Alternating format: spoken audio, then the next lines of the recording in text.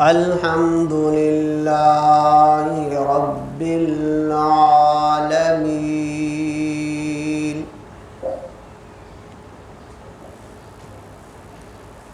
والعاقبة للمتقين والصلاة والسلام على أشرف الأنبياء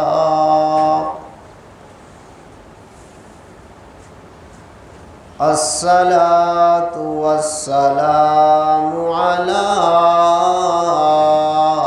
أشرف الأنبياء والمرسلين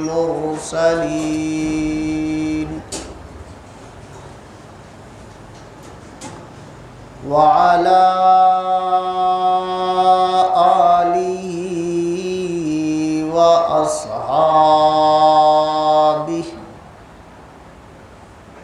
أجمعين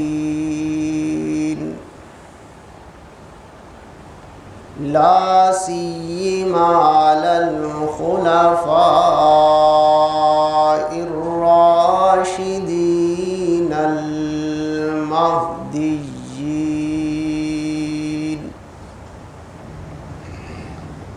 ولعنة الله على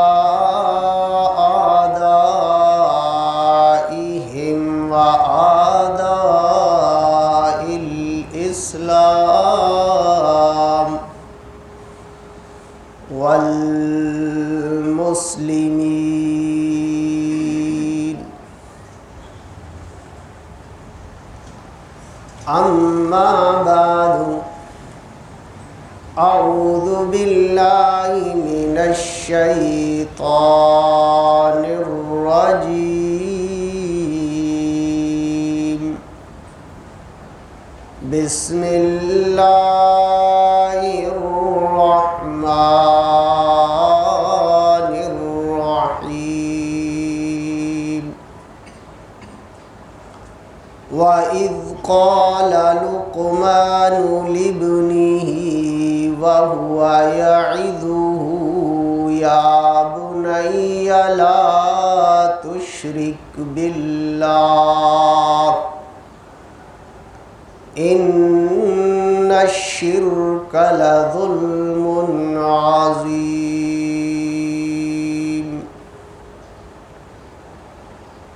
اللهم صل على سيدنا ومولانا محمد وعلى آل سيدنا ومولانا محمد وبارك وسلم وصل عليه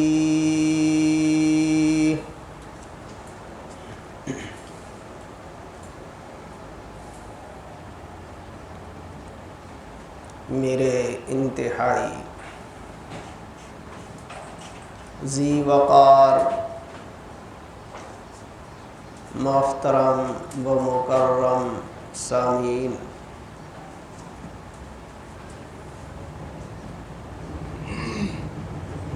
جیسا کہ آپ کو گزشتہ جمعہ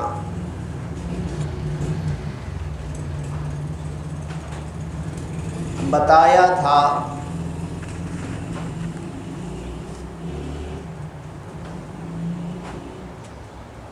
کہ حضرت لقمان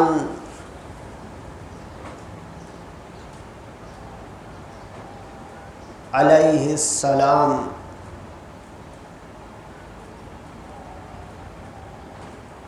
انہوں نے اپنے بیٹے کو چند نصیحتیں کی تھی،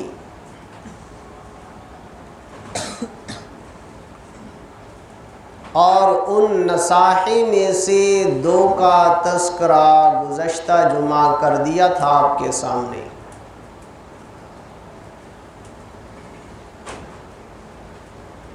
کیونکہ ان کی نصاحی کو اللہ رب العزت نے قرآن میں ذکر فرمایا، اور یہاں تک کہ قرآن مجید کی ایک سورت اسی نام سے معنون ہے۔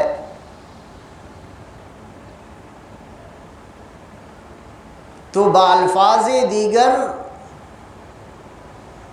کہ ہم اللہ رب العزت کے کلام میں جو نصاحی ہیں ان کا تذکرہ کر رہی ہیں۔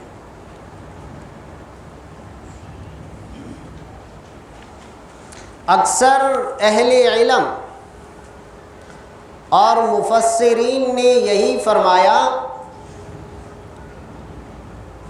کہ حضرت لقمان پیغمبر اور نبی نہیں تھے، بلکہ ایک دانا، ایک عقل مند، ایک متانت اور فراست والے مرد تھے۔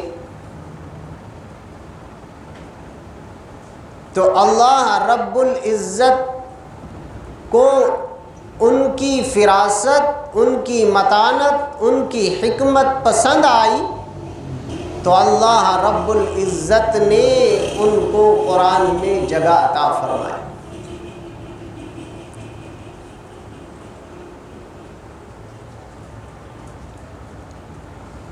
اور ایک دوسری بات بھی یہاں قرآن مجید کی آیات سے معلوم ہوتی ہے کہ جیسے شرک، جیسے کفر، جیسے گمراہی اور ضلالت ہر نبی نے اس کی نفی کی ہے، اور اللہ رب العزت نے جتنے انبیاء مبعوث فرمائے ہیں ہر نبی نے کفر کی تردید کی، ہر نبی نے شرک کی تردید کی، ضلالت اور گمراہی کی تردید کی ہے۔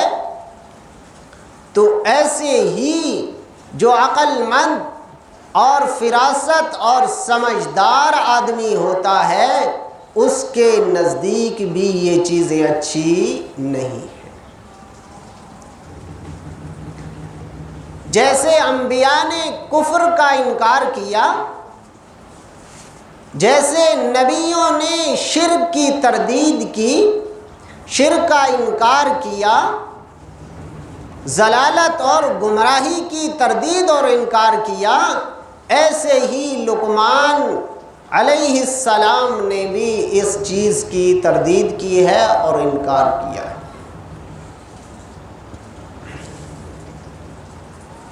جیسے گزشتہ جمعہ آپ کے سامنے یہ بات رکھی تھی کہ سب گناہ معاف ہو سکتے ہیں، لیکن شرک کا گناہ قطعاً معاف نہیں ہو سکتا۔ ہاں تب ہوتا ہے کہ جب انسان اور بندہ شرک سے توبہ کرے تب گناہ معاف ہوتا ہے، ورنہ کسی صورت میں یہ گناہ معاف نہیں ہوتا ہے۔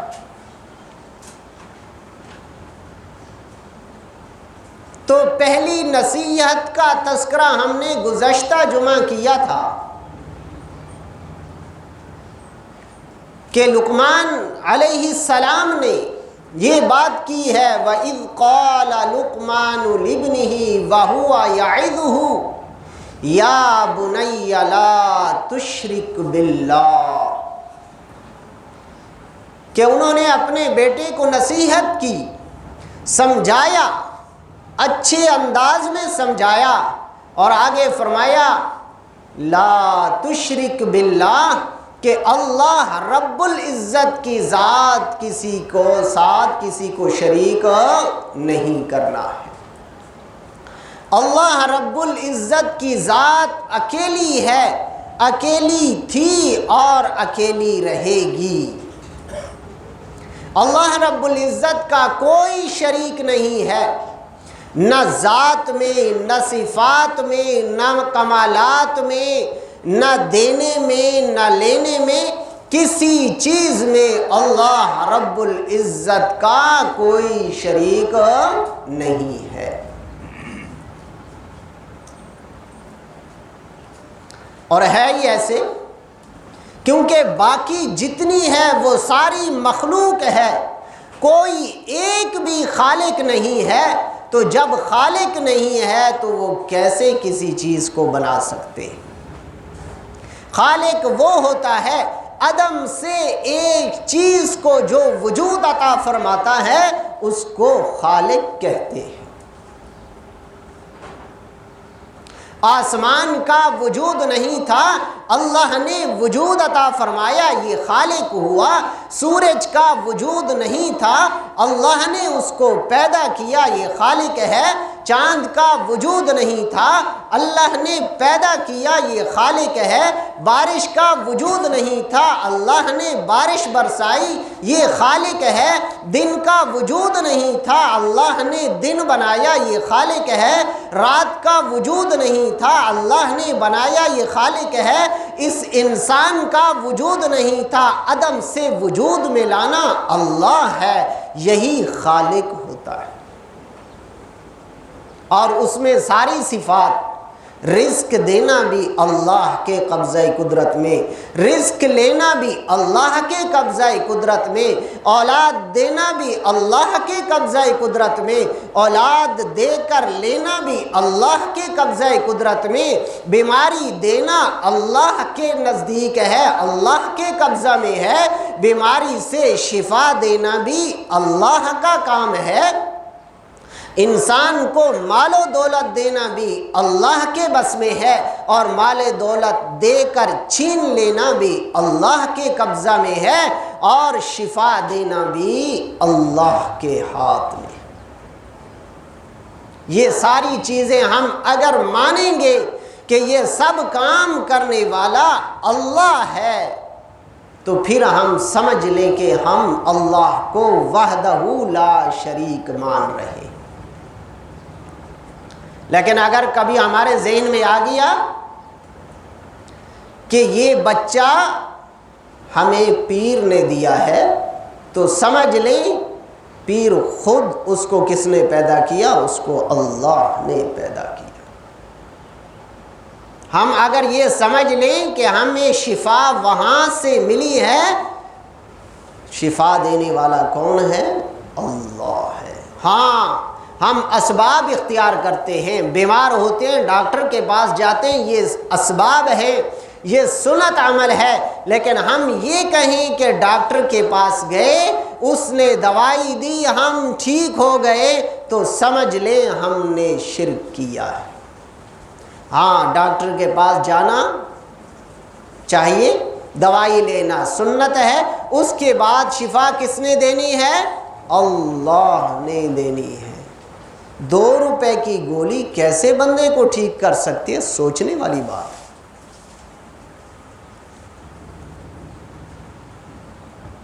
ایک انسان اتنا تڑپ رہا ہے اور ایک انجیکشن لگا تو وہ کہے میں ٹھیک ہو گیا، ایک انجیکشن انسان کو کیسے ٹھیک کر سکتا ہے؟ نہیں، وہ ایک سبب ہے، اس سبب کے ذریعے سے اللہ نے یہ رکھا ہے کہ شفا میں دوں گا، سبب اختیار کرنا تیرا کام ہے۔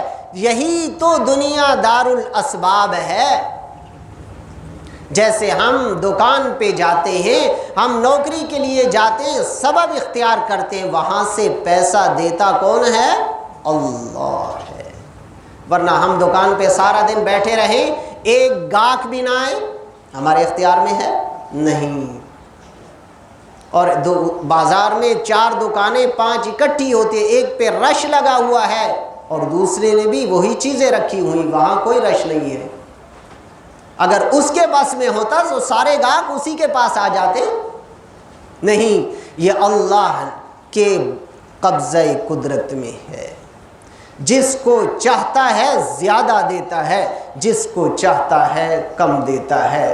ان اللہ یرزق من یشاء، جس کو اللہ چاہتا ہے اس کو زیادہ، کسی کے بس میں نہیں ہے۔ تو پہلی نصیحت، وَإِذْ قَالَ لُقْمَانُ لِابْنِهِ وَهُوَ يَعِظُهُ يَا بُنَيَّ لَا تُشْرِكْ بِاللَّهِ، اے میرے بیٹے کبھی شرک نہ کرنا، کبھی اللہ کی ذات میں کسی کو شریک نہ کرنا، کبھی سجدے میں اللہ کے ساتھ کسی کو شریک نہیں کرنا، کبھی عبادت میں اللہ کے ساتھ کسی کو شریک نہیں کرنا، کبھی رزق میں اللہ کے ساتھ کسی کو شریک نہیں کرنا، کبھی صفات میں اللہ کے ساتھ کسی کو شریک نہیں کرنا۔ وہ اکیلا ہے، وہ سب کچھ دیکھتا ہے، ہر وقت دیکھتا ہے۔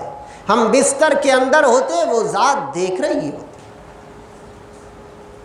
یہ بعض بندوں کی بھول ہے کہ کوئی نہیں دیکھ رہا تو ملاوٹ کر رہے ہیں، کوئی نہیں دیکھ رہا تو گناہ کر رہے ہیں، کوئی نہیں دیکھ رہا تو چوری کر رہے ہیں۔ یہ بھول ہے۔ اللہ دیکھ رہا ہوتا ہے، اللہ دیکھ رہا ہوتا ہے کہ بندہ اس وقت چوری کر رہا ہے، اللہ کو پتہ ہے۔ اس وقت ملاوٹ کر رہا ہے، اس اللہ کو پتہ ہے۔ اس وقت غلط بیانی کر رہا ہے، اللہ کو پتہ ہے۔ کوئی یہ نہ سمجھے، کسی کے دماغ میں یہ بات ہو، یہ اس کی بھول ہے کہ میں یہ غلط کام کر رہا ہوں، ابھی تو کوئی نہیں دیکھ رہا۔ ان بطش ربک لشدید، اللہ رب العزت نے قرآن میں خود فرمایا کہ آپ تو کر رہی ہیں، لیکن جب ہماری پکڑ آتی ہے تو پکڑ بڑی سخت ہوتی ہے، بڑی سخت ہوتی ہے۔ میرے رب کی بڑی پکڑ سخت ہے، وہ ڈھیل دیتا ہے کہ ہو سکتا ہے بندہ سدھر جائے، ہو سکتا ہے بندہ سدھر جائے۔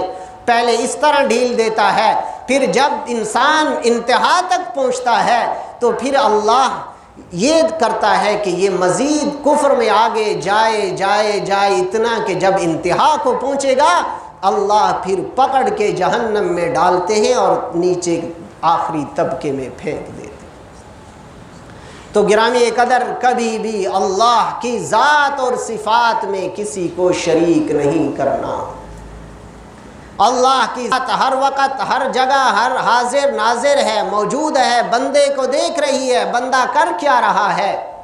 اس لیے انسان کو چاہیے کہ دن کو جتنے معاملات کرتا ہے، رات کو بسترے پر جانے سے سونے سے پہلے تھوڑا سوچ لے کہ آج میں نے پورے دن میں کیا کیا ہے، کتنے کام اچھے کیے ہیں اور کتنے برے کیے ہیں۔ اگر یہ ہر انسان اگر روزانہ کے اعتبار سے اپنا محاسبہ کر لے تو وہ کبھی ناکام نہیں ہوگا۔ صبح سے ظاہر انسان کو پتہ ہوتا ہے، ظاہر مہینہ پیچھے کی بات تو پتہ نہیں ہے، لیکن آج صبح سے شام تک میں نے کیا کیا ہر ایک کو پتہ ہے۔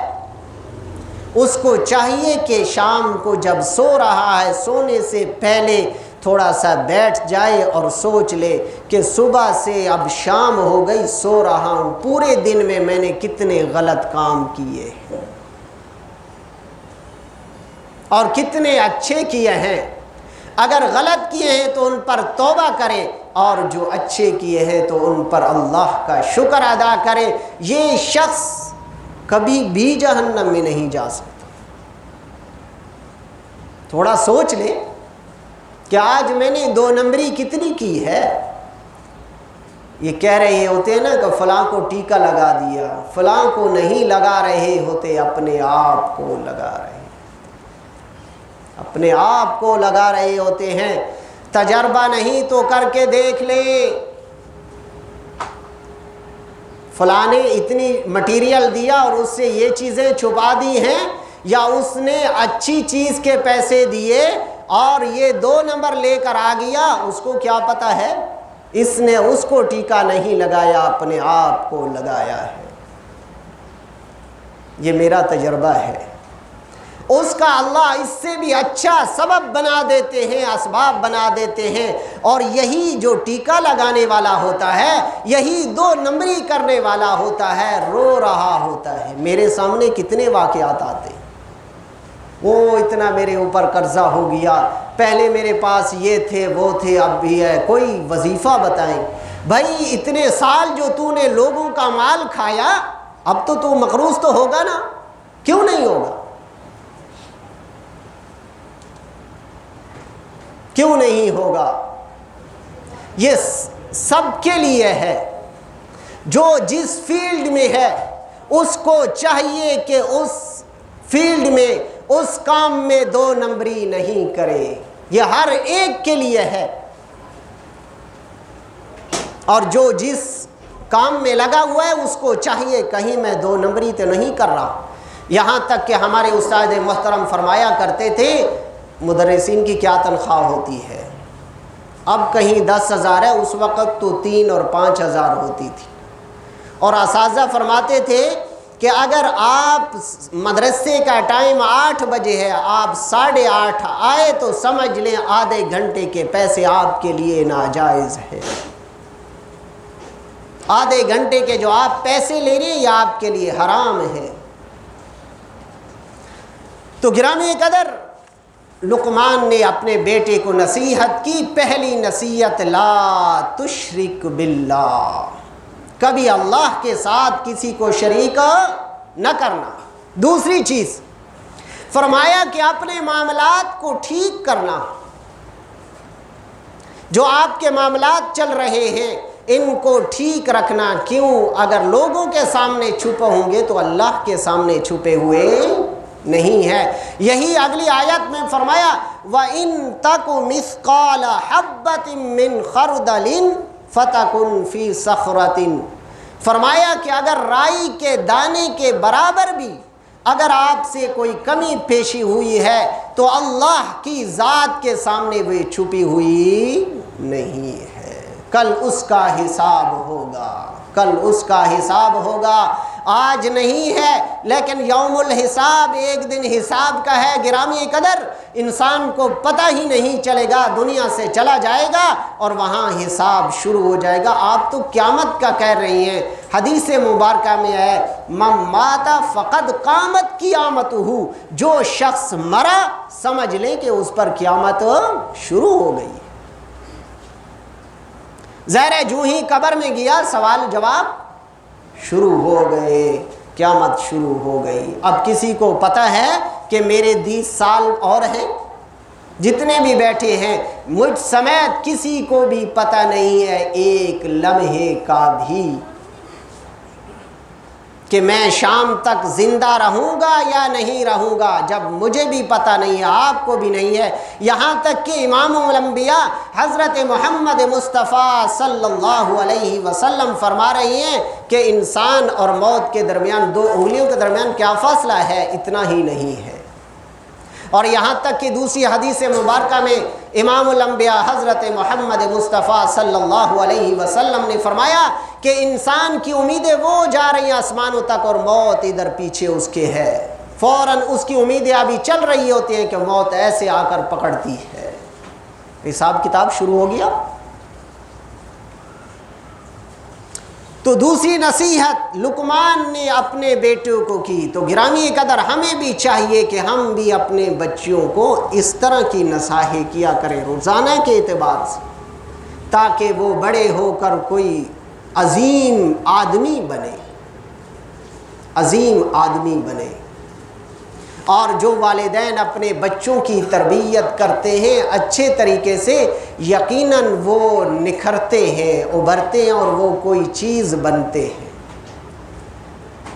اور جو بالکل بچوں کی پرواہ نہیں کرتے، گرامی قدر اس لیے کہہ رہا ہوں مجھے افسوس ہوتا ہے کہ جو اپنے بچوں کی پرواہ نہیں کرتے ان کے بچے بڑے ہو کر کوئی ادھر جا رہا ہے، کوئی اس میں مصروف ہے، کوئی اس میں، اس کو پتہ ہی نہیں ہے کہ آخرت کے لیے میں نے کرنا کیا ہے، میری زندگی کا مقصد کیا ہے۔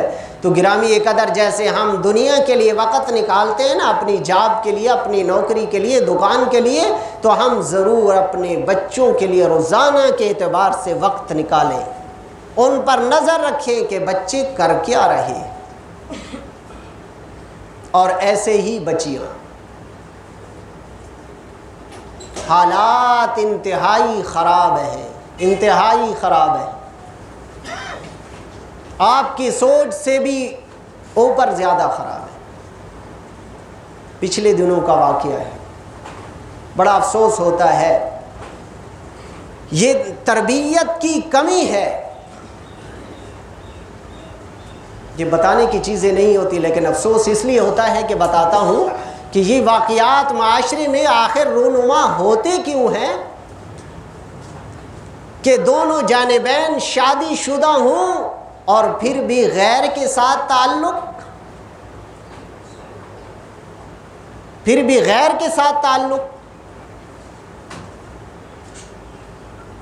افسوس ہے، کیوں معاشرے کی یہ خرابی ہے، ہم نے اس کی تربیت صحیح نہیں کی۔ اور یہ حقیقت ہے کہ جب اگر اندر اذا صلحت جسد کلو، حدیث مبارکہ ہے، فرمائے یہ جسم کے اندر ایک گوشت کا لوتھڑا ہے، اگر یہ ٹھیک ہوگا تو پورا جسم ٹھیک کام کرتا ہے، اور اگر یہ خراب ہوتا ہے تو پورا جسم خراب کام کرتا ہے۔ اور ہم نے آج تک سوچا ہی نہیں ہے کہ دل پر محنت کریں اور اس کو گندگی سے، گناہوں کی غلاظت سے پاک کریں۔ اگر یہ گناہوں کی غلاظت سے اور دل گندگی سے پاک ہو تو کبھی بھی آنکھ غلط نہیں اٹھتی، کبھی بھی زبان غلط نہیں چلتی، کبھی بھی ہاتھ غلط نہیں چلتا، سوال پیدا ہی نہیں ہوتا۔ کیوں؟ محمد عربی صلی اللہ علیہ وسلم نے فرمایا وہ سچ ہے، حق ہے، باقی سب جھوٹ ہے۔